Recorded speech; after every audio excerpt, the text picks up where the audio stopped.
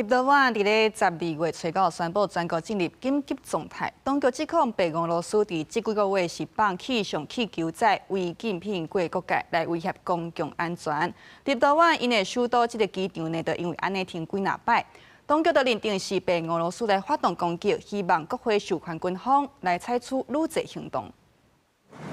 立陶宛首都维尼纽斯机场最近几日摆停止运作，当局指控白俄罗斯放目走私的人用气象气球载分飞过国界，超过会扰乱秩序，威胁公共安全。内政部长崔高宣布全国进入紧急状态。 Skelbiama ekstremalioji situacija. Tai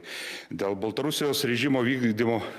hybridinės atakos į Lietuvos teritoriją leidžiami kontrabandą gabenantis balionai, keliantis pavojų civilinei aviacijai. 在紧急状态期间，政府希望国会授权，和军方会当和警方及边防人员做伙执行安全任务，包括限制民众出入特定区域，随时动车搜查车辆，检查民众的证件及随身的物品，拘捕指控者也是嫌犯。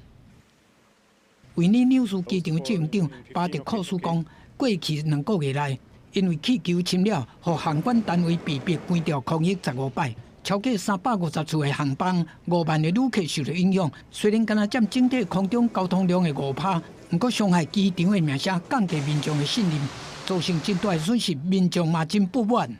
The public is very annoyed because of this. I mean, those who don't travel probably not, but those who travel and whose flights were affected by this, well, they are really annoyed. 白俄罗斯是否认相关的指控，反倒当讲立陶宛用无人机在空标极端主义的宣传品，这是挑过的惹事。总统卢卡申科表示讲，因为国家无需要战争，嘛否认发动任何混合式的攻击，呼吁双方爱来谈判。公视新闻是会中编译。